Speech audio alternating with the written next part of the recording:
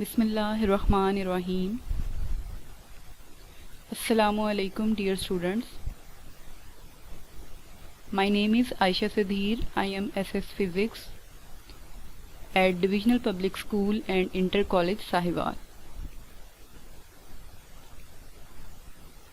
Today we will learn to solve example 13.6, procedure for solution of circuits and short answers to questions 13.2 to 13.5. Previous knowledge, Kirchhoff's voltage rule ये आज के हमारे topic में इस example में use होगा, इसलिए हम इसको रिवाइज करते हैं. डेफिनेशन है the algebraic sum of all potential changes in a close circuit is equal to 0. तो यहाँ पे पोटेंशियल चेंजेस या वोल्टेज में जो चेंज है उसको हम सेम लेंगे. The algebraic sum of all potential changes in a close circuit is equal to 0.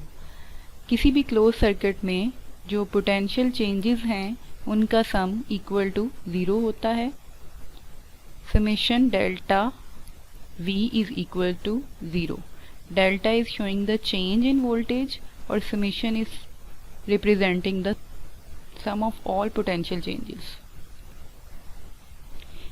If a source of EMF is traversed from negative to positive terminal, the potential change is positive. अगर किसी circuit में source of EMF इस तरह से है कि charge move कर रहा है from negative to positive terminal, तो जो आप पोटेंशियल चेंज लेंगे वो पॉजिटिव होगा.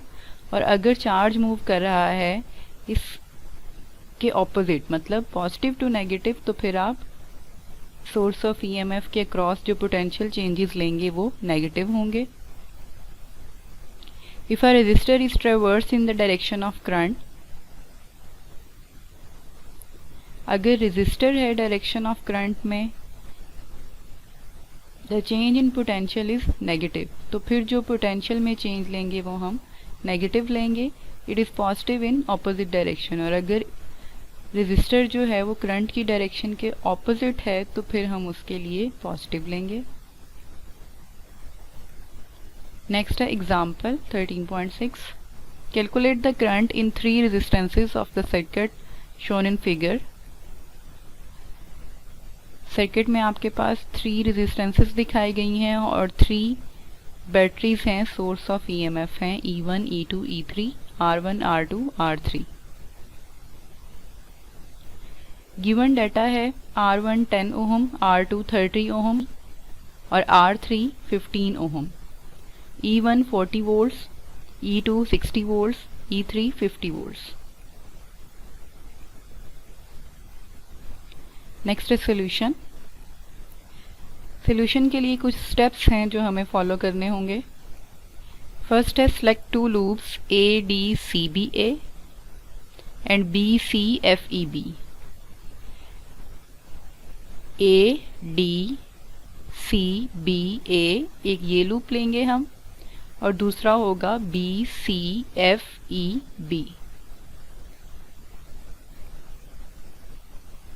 Choice of the loop is arbitrary, but each resistance should be included at least once in the selected loop. Loop की चॉइस जो है वो आर्बिट्ररी है. इसमें सिर्फ हमने ये देखना होता है कि जो लूप के अंदर रेजिस्टेंस आ रही हैं वो एटलीस्ट एक दफ़ा काउंट हो जाएं उस लूप की इक्वेशन बनाते हुए. Currents in the loops are called loop currents and these will be taken in same sense. Loops का जो आप करंट लेंगे उसको हम लूप करंट कहेंगे और वो दोनों लूप्स का सेम सेंस में होना चाहिए. वो लूप करंट जो आप ले रहे हैं वो या तो क्लॉकवाइज हो सकते हैं या एंटी क्लॉकवाइज हो सकते हैं उनकी डायरेक्शन. जैसे कि यहाँ पे I1 क्लॉकवाइज है तो I2 भी क्लॉकवाइज डायरेक्शन में है. I1, I2 are the loop currents in the clockwise direction. Now apply Kirchhoff's second rule to obtain the equations required to calculate the current through resistances. हमने R1, R2, R3 resistances के cross current find करना है। उसके लिए हम Kirchhoff second rule apply करेंगे और equations बनाएंगे इन लूप्स की, और फिर उनमें वैल्यूज पुट करके आंसर फाइंड करेंगे।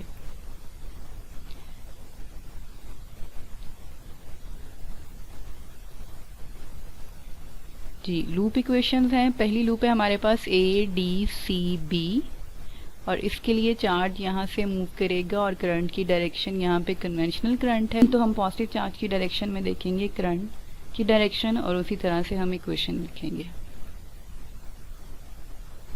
Charge is moving from positive to negative, that's why -E1। Resistance के अक्रॉस नेगेटिव ही लिए जाएंगे, -I1 R1। फिर यहाँ पे इस रेजिस्टेंस में से पास किया और फिर यहाँ से नेगेटिव टू पॉजिटिव, पॉजिटिव। तो यहाँ पे हमारे पास अगर आप देखें तो ये जो बैटरी है सोर्स ऑफ EMF है, यहाँ पे चार्ज मूव किया from higher to lower terminal, तो नेगेटिव आएगा। रेजिस्टेंस के अक्रॉस हम वोल्टेज -I1 R1 ही लेंगे, और यहाँ पे ये जो रेजिस्टेंस है इसके लिए आपको देखना होगा कि इस रेजिस्टेंस में से दो करंट पास कर रहे हैं, एक I1 और एक I2। हम क्योंकि यहाँ पे इक्वेशन लिख रहे हैं इस लूप के लिए, तो हम इस लूप के करंट को I1 को पॉजिटिव लेंगे और I2 को यहाँ पे नेगेटिव लेंगे, और ओवरऑल जो वोल्टेज इसका सम है वो नेगेटिव ही होगा, दैट्स वाई ये नेगेटिव है। और यहाँ पे हमने करंट लिखा है I1 माइनस I2। ये कन्वेंशन है जिसमें हम क्या करते हैं, जिस लूप की इक्वेशन लिख रहे होते हैं उसके करंट को पॉजिटिव लेते हैं और दूसरे करंट को हम नेगेटिव लेंगे। लूप ADCBA, उसकी इक्वेशन लिखते हैं हम -E1 minus I1 R1 minus I1 minus I2 into R2 plus E2।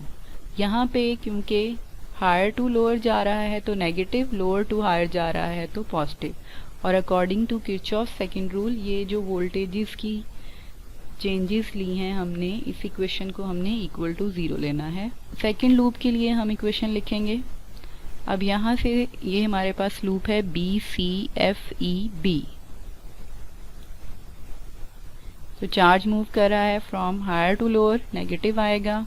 Resistance के अक्रॉस नेगेटिव ही होगा, लेकिन यहाँ पे क्योंकि दो करंट पास कर रहे हैं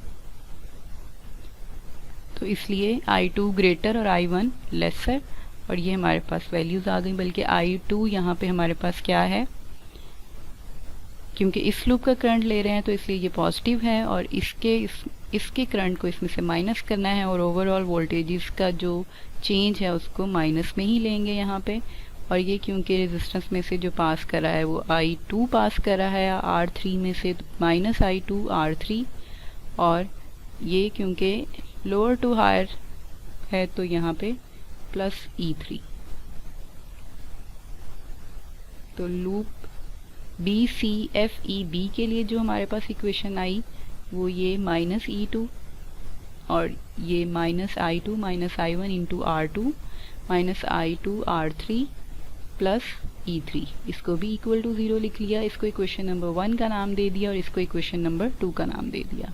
लूप इक्वेशन आ गई हमारे पास, इसको हमने नाम दे दिया इक्वेशन नंबर 1 का और इसको नाम दे दिया इक्वेशन नंबर 2 का।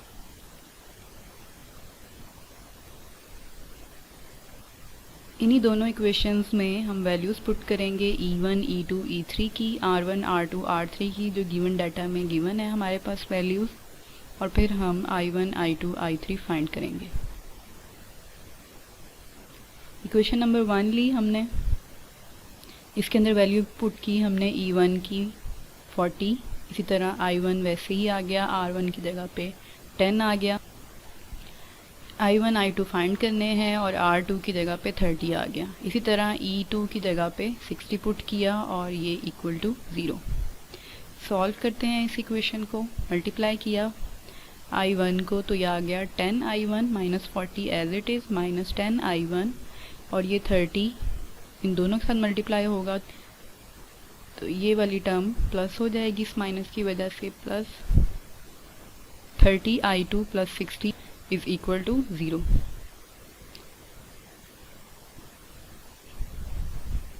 यहाँ पे क्या किया, -10i1 और -30i1 दोनों वैल्यूज़ सम अप हो जाएंगी, -40i1 आएगा।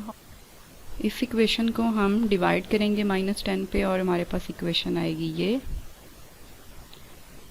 और इसको सिंप्लीफाई करेंगे तो ये इक्वेशन बनेगी 4i1 - 3i2 = 2। ये -6 इधर जाएगा तो +6 हो जाएगा, और ये 4 इधर जाके -4 हो जाएगा, और 6 - 4 2 आएगा, जिसको हमने इक्वेशन नंबर 3 का नाम दे दिया। इक्वेशन नंबर 2 लेंगे, इसमें इसी तरह से वैल्यूज़ पुट करेंगे हम।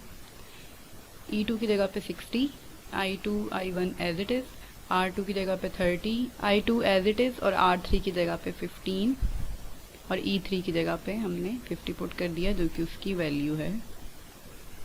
सॉल्व किया, इसको मल्टीप्लाई कर दिया 30 को इन दोनों टर्म्स से, और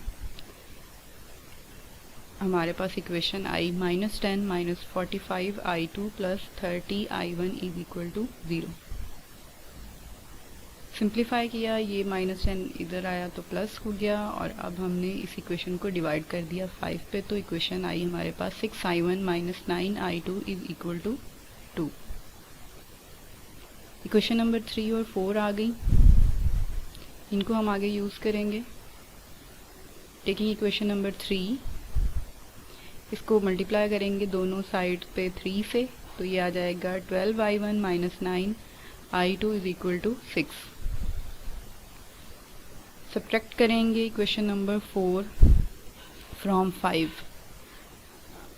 अब 5 में से इक्वेशन नंबर 4 को सब्ट्रैक्ट किया तो ये हमारे पास आता है 6i1 = 4, और i1 यहाँ पे निकाला तो वो ये 6 उधर जाके डिवाइड हो जाएगा, और सिंप्लीफाई करने से 2/3 एम्पेयर आएगा i1।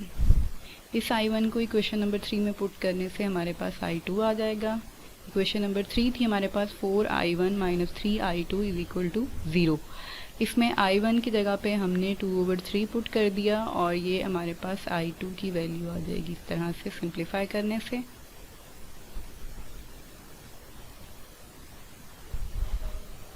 एलसीएम लिया इन दोनों वैल्यूज़ का, तो i2 आया हमारे पास, ये 3 उधर जाएगा, और ये इसको हम लिखेंगे 2/9, 3 इधर आके डिवाइड हो जाएगा, तो i2 भी आ गया हमारे पास। इसी तरह करंट थ्रू R1 हमने निकाला था 2/3 ampere which is equals to 0.66 ampere.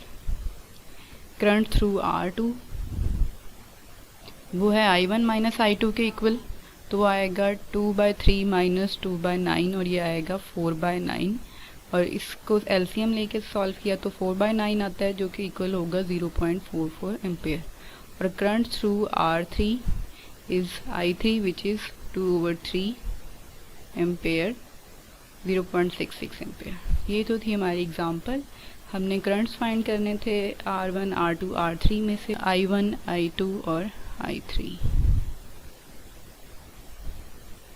Next है समरी। सर्किट प्रॉब्लम्स को सॉल्व करने के लिए कुछ स्टेप्स हैं जो आपको फॉलो करने होंगे। फर्स्ट है, सबसे पहले आप लूप सेलेक्ट करेंगे करंट की। सेकंड है, चॉइस ऑफ लूप आप किसी भी तरह से कर सकते हैं, लेकिन उसके अंदर क्या होना चाहिए, एक रेजिस्टेंस को एक बार इंक्लूड होना चाहिए। Current in loops are called loop currents and these will be taken in the same sense. Current loops में जो करंट है उनको हम लूप करंट्स कहते हैं, और उनकी जो सेंस है वो सेम होनी चाहिए, डायरेक्शन सेम होनी चाहिए। जितनी लूप्स हम लेंगे उनके अंदर करंट की सेंस सब लूप्स में एक जैसी होनी चाहिए। करंट्स इन लूप में भी इन क्लॉकवाइज और एंटी क्लॉकवाइज डायरेक्शन।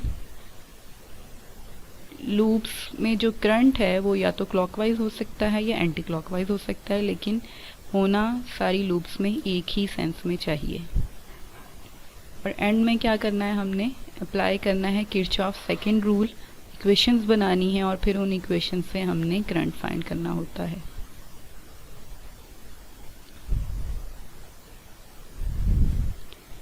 नेक्स्ट है टॉपिक हमारा शॉर्ट आंसर्स हैं एक्सरसाइज के क्वेश्चंस के। इनमें से फर्स्ट क्वेश्चन है 13.2, do bends in a wire affect its electrical resistance, explain. क्या वायर में जो बैंड्स आते हैं वो उसकी इलेक्ट्रिकल रेजिस्टेंस को अफेक्ट करते हैं, ये हमने एक्सप्लेन करना है। The resistance of cylindrical conductor of length L, cross sectional area A and resistivity ρ is given as R is equal to ρ/L/A। ये आपने फॉर्मूला पढ़ा है रेजिस्टिविटी के टॉपिक में, R is equal to ρ/L/A। मतलब resistance depend करती है resistivity पे, लेंथ पे और क्रॉस सेक्शनल एरिया पे। It indicates that resistance of a conductor is directly proportional to the length and inversely proportional to cross sectional area. इस formula से हमें पता चला कि रेजिस्टेंस जो है ये लेंथ के डायरेक्टली प्रोपोर्शनल है और एरिया के इन्वर्सली प्रोपोर्शनल है। तो दो केसेस हो सकते हैं यहाँ पे, शार्प बैंड्स हैं, स्मॉल बैंड्स आ रहे हैं अगर वायर में, तो फिर वो चेंज नहीं करते अगर तो लेंथ और एरिया को, तो रेजिस्टेंस भी इफेक्ट नहीं करेगी। सेकंड केस है कि अगर लार्ज बैंड हैं, ट्विस्ट हैं, तो और उनकी वजह से वायर के लेंथ या एरिया में कोई चेंज आता है तो फिर रेजिस्टेंस चेंज होगी। तो इससे हमें ये पता चला कि रेजिस्टेंस जो है वो सिर्फ इन्हीं वैल्यूज़ पर डिपेंड करती है। अगर ये वैल्यूज़ चेंज होंगी तो रेजिस्टेंस चेंज होगी, अदरवाइज नहीं होगी। नेक्स्ट है question 13.3, what are the resistances of the resistor given in a figure A and B, what is tolerance of each, explain what is meant by the tolerance. Resistors दिखाए गए हैं figures में, उनकी आपने resistances बतानी है और टॉलरेंस क्या होती है उसको बताना है।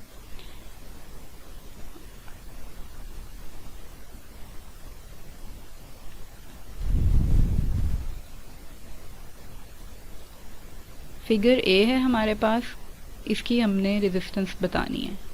तो first of all colour coding में आपने पढ़ा है कि जब भी कोई रेजिस्टर दिया जाता है तो उसके ऊपर जो कलर बैंड्स होते हैं उनसे हम उसकी रेजिस्टेंस को फाइंड करते हैं।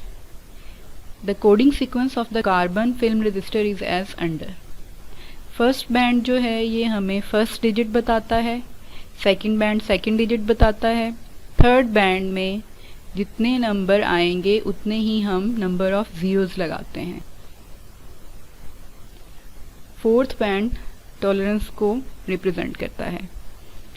कलर कोडिंग के टॉपिक में आपने एक टेबल पढ़ा है जिसके अंदर इन सब कलर्स की वैल्यूज़ गिवन होती हैं, वहाँ से आप वैल्यूज़ लेंगे इनकी। यहाँ पे ब्राउन है तो उसके लिए 1 है, फर्स्ट बैंड क्योंकि ब्राउन है तो हम 1 लेंगे, सेकंड बैंड क्योंकि ग्रीन है तो हम 5 लेंगे उसकी वैल्यू टेबल से।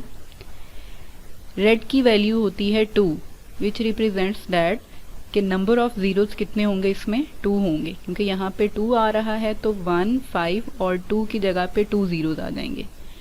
फिर नेक्स्ट फोर्थ टॉलरेंस को बता रहा है, तो यहाँ पे रेजिस्टेंस यहाँ तक हमारे पास आ गई है 1500 ओहम, और फोर्थ बैंड टॉलरेंस को बता रहा है और वो यहाँ पे गोल्ड है।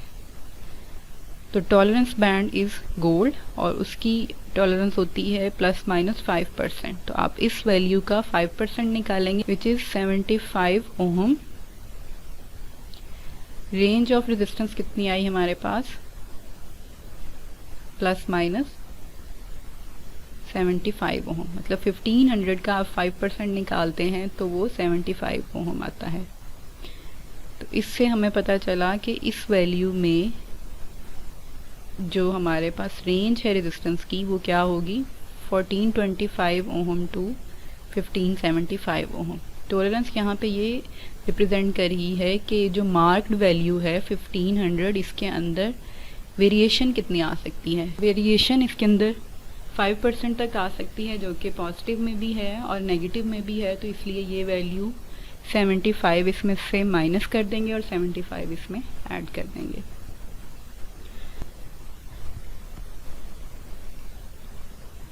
नेक्स्ट इसी तरह से फिगर बी है, उसकी हमने रेजिस्टेंस निकालनी है। फर्स्ट बैंड येलो है तो उसकी वैल्यू होती है 4, सेकंड बैंड वाइट है जिसकी वैल्यू है 9, और थर्ड बैंड ऑरेंज है और जिसकी वैल्यू होती है 3। तो 3 की वजह से यहाँ पे 3 ज़ीरोस लगाएंगे हम, और यहाँ पे जो इसकी रेजिस्टेंस की नॉमिनल वैल्यू आएगी वो आएगी 49,000 ओहम। टॉलरेंस बैंड सिल्वर है और उसकी वैल्यू होती है ±10%। तो इस वैल्यू का आप 10% निकालते हैं तो वो आता है 4900 ओहम। तो ये वेरिएशन है जो इस रेजिस्टेंस में आ सकती है। मतलब अगर आप इस वैल्यू को इस वैल्यू में से माइनस करें और ऐड करें तो रेंज आ जाएगी इस रेजिस्टेंस की, विच इज़ 44,100 टू 53,900। टॉलरेंस से क्या मतलब है यहाँ पे, that possible variation in the resistance of carbon film resistor from its nominal marked value due to change in operating and environmental conditions is called tolerance of resistance। Tolerance का मतलब है यहाँ पे कि किसी भी कार्बन फिल्म रेजिस्टर की resistance की मार्क्ड वैल्यू में चेंज आना टॉलरेंस कहलाता है। और वो चेंज क्यों आता है, एनवायरमेंटल कंडीशंस के चेंज होने से चेंज आता है, या ऑपरेटिंग कंडीशंस में जिसमें आप सर्किट को ऑपरेट कर रहे हैं उसमें अगर आप चेंज करते हैं वैल्यूज़ को तो भी चेंज आता है रेजिस्टेंस में। नेक्स्ट है question 13.4, why does the resistance of the conductor rise with temperature. सबसे पहले रेजिस्टेंस को डिफाइन करेंगे। The opposition offered by the atom of the conductor to the flow of drifting electron upon applying a potential difference due to collision between the vibrating atom of the lattice and electron is called resistance। Conductor में drifting electrons का जब flow हो रहा होता है तो वो atoms के साथ कोलाइड करते हैं, लेटिस के एटम के साथ वाइब्रेट करते हैं, जिसकी वजह से रेजिस्टेंस प्रोड्यूस होती है। When temperature of the conductor rises, the amplitude of vibration of the atom of the lattice increases। जैसा कि क्वेश्चन में है कि अगर टेम्परेचर इंक्रीज कर जाता है कंडक्टर का तो क्या होगा, एम्पलीट्यूड ऑफ वाइब्रेशन इंक्रीज हो जाएगा, ज़्यादा एम्पलीट्यूड से वाइब्रेट करेंगे एटम्स, लेटिस के साथ कोलाइड करेंगे, फ्रीक्वेंसी ऑफ कोलिजन बढ़ जाएगी, जिसकी वजह से रेजिस्टेंस जो है वो इंक्रीज हो जाएगी। Question 13.5, what are the difficulties in testing whether the filament of a lighted bulb obeys Ohm's law। क्या डिफ़िकल्टीज आती हैं फिलामेंट ऑफ द बल्ब को ओहम्स लॉ ओबे करने के लिए, उसमें क्या डिफ़िकल्टीज हैं जिसकी वजह से वो ओबे नहीं करता। According to Ohm's law, the current flowing through a conductor is directly proportional to the potential difference applied across the terminals of the conductor, provided that its physical state such as temperature does not change। Ohm's law की definition में आपने पढ़ा है कि जो current flow करता है किसी भी कंडक्टर के थ्रू वो डायरेक्टली प्रोपोर्शनल होता है टू द पोटेंशियल डिफरेंस जो आप उसको प्रोवाइड कर रहे हैं उसके टर्मिनल्स को, लेकिन एक कंडीशन है उसमें कि फिजिकल स्टेट जो है वो चेंज नहीं होनी चाहिए, जैसे कि टेम्परेचर वगैरह। लेकिन जब हम पोटेंशियल अप्लाई करते हैं फिलामेंट ऑफ द बल्ब को तो टेम्परेचर कांस्टेंट नहीं रहता करंट के पास करने से, क्योंकि करंट पास करता है और टेम्परेचर बढ़ता है, जिसकी वजह से filament of the bulb does not obey Ohm's law. The change in temperature of the filament with the passage of current is main difficulty in testing of Ohm's law on it. Main difficulty यही है कि temperature change हो जाता है जिसकी वजह से filament of the bulb Ohm's law को ओबे नहीं करता। जी स्टूडेंट्स, तो ये था हमारा आज का लेक्चर। आई होप आपने अंडरस्टैंड कर लिया होगा। Thank you. अल्लाह हाफिज़। Stay blessed.